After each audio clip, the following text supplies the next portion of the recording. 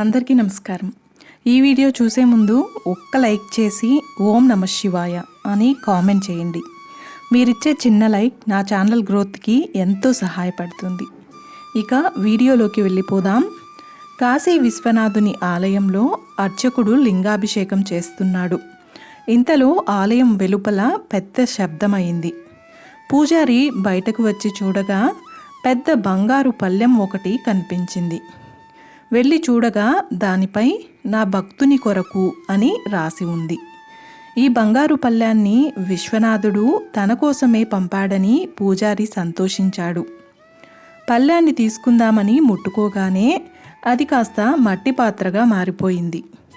విడిచిపెట్టగానే మళ్ళీ బంగారు రంగులో మెరిసిపోతూ కనిపించింది. ఈ విషయం ప్రజలందరికీ తెలిసింది. ఆలయం కిక్కిరిసిపోయింది. ఒక్కో భక్తుడు రావడం, పళ్ళాన్ని ముట్టుకోవడం, అది కాస్త మట్టి పాత్రలా మారిపోవడం, ఇదే తంతు. ఇక ఈ విషయం కాశీ రాజుకు తెలిసింది. రాజ్యంలో తనకన్నా గొప్ప భక్తుడు లేడంటూ ఆలయానికి వెళ్ళాడు. జనాలంతా చూస్తూ ఉండగా బంగారు పళ్ళాన్ని పట్టుకున్నాడు. అది మట్టి పాత్రలా మారిపోవడమే కాదు, నలుపు రంగులో కనిపించింది. అయితే తానెంత అధముడనో రాజుకు అర్థమైంది. అవమాన భారంతో అక్కడి నుంచి నిష్క్రమించాడు. ఇంతలో ఓ పెద్దాయన ఆలయం మెట్లు ఎక్కుతూ లోనికి వస్తున్నాడు. మెట్ల మీద కూర్చున్న బిచ్చగాళ్లను చూసి చలించిపోయాడు. కళ్ళు లేని వాళ్ళని చూసి కంటతడి పెట్టుకున్నాడు.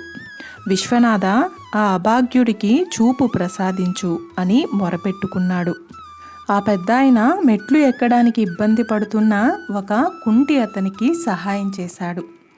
ఆకలితో అలమటిస్తున్న ఓ ఆడ మనిషికి దేవుడి నివేదన కోసం తెచ్చిన 2 ఫలాలను ఇచ్చేశాడు. చివరగా ఆలయంలోకి వచ్చాడు. స్వామివారిని దర్శించుకుని తిరుగు ప్రయాణమయ్యాడు.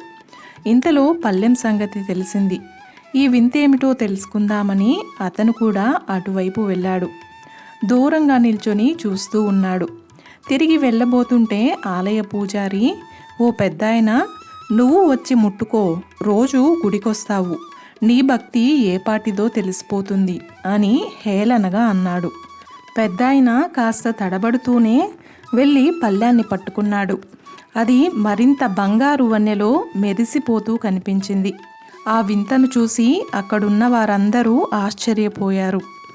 అర్చనలు, అభిషేకాలు భక్తికి నిదర్శనాలు కాదు, ఆపదలో ఉన్నవారిని ఆదుకునే తత్వం ఉండడమే నిజమైన భక్తి.